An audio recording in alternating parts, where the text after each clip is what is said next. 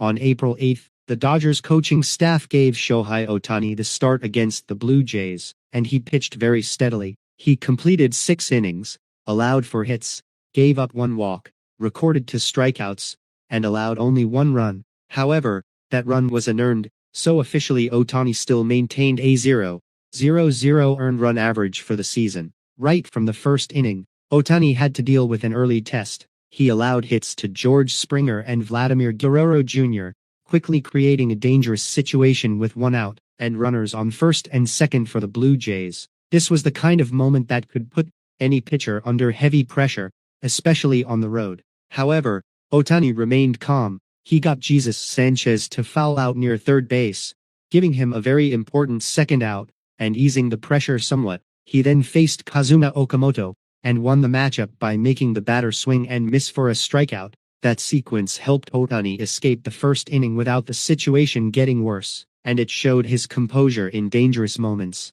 In the bottom of the second, Ohtani started well by getting the first batter, Ernie Clement, to hit a ground ball to third base for an out. However, he ran into some bad luck when Nathan Lukes reached base because of a defensive error by Alex Freeland at second base. Even so, Ohtani did not let that mistake disrupt his rhythm. He quickly regained control, getting Andrés Giménez to hit a ground ball to second base, and then striking out Tyler Heineman. Thanks to that, he got through the inning without letting the Blue Jays capitalize on the runner on base. In the third inning, Ohtani faced another difficult moment, and this time the home team did get the opening run. He began the inning by getting George Springer to ground out to shortstop. After that, Dalton Varsho drew a walk. Things became more complicated when catcher Will Smith made a misplay, allowing the runner to advance to second base. In that situation, Ohtani still got another important out by making Guerrero Jr. pop out to shortstop, bringing the count to 2 outs with a runner on second.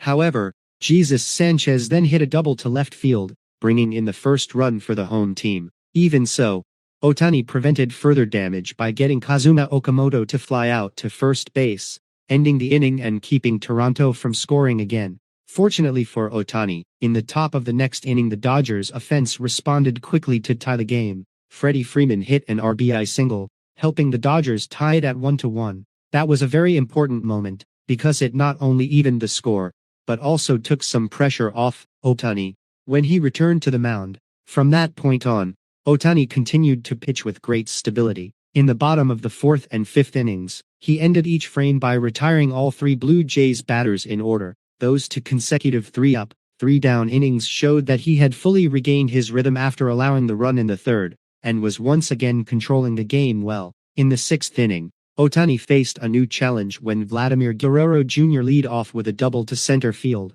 That double was initially seen as an important turning point strategically, because it put the home team in scoring position. However, just seconds later, the action on the field shifted from baseball to an incident that shocked the entire game. The central figures were Vladimir Guerrero Jr.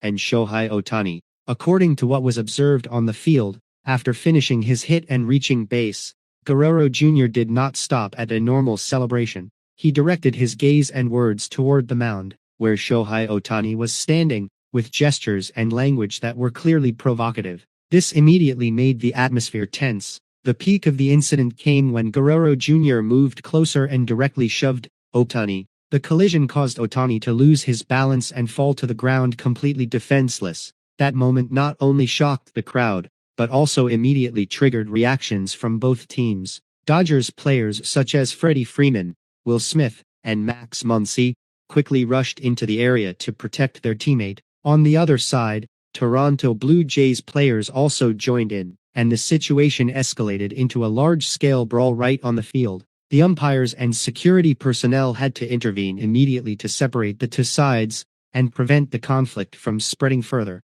After conferring and reviewing the seriousness of the incident, they decided to eject Guerrero Jr. They emphasized that directly attacking an opponent was a serious violation of MLB conduct rules. From an analytical perspective, many experts believed the deeper cause was not just that one specific moment, but the accumulated pressure throughout the game. Ohtani had delivered an impressive performance on the mound, constantly making the Blue Jays hitters struggle to read pitches and make solid contact. That may have created a sense of frustration and helplessness on the opposing side. especially for key players like Guerrero Jr. Commenting on the situation, Alex Rodriguez said when you face a pitcher at Ohtani's level and can't find an answer, mental pressure builds very quickly. But at this level, you have to know how to control your emotions. If not, everything can cross the line like what we just saw. That observation reflects the reality that psychological factors in elite sports can directly affect on-field behavior. Barry Bonds also offered a strong opinion. You can compete, you can be angry, but you cannot attack your opponent. Baseball has always put respect first. Once you lose that, you lose the very nature of the sport. Comments like these show that the baseball community viewed the incident not simply as a fight, but as an issue involving standards and the culture of competition. On the other hand, Ohtani's reaction once again stood out. Even though he was the one directly affected, he remained calm when speaking to the media after the game. Ohtani said, "This is part of baseball.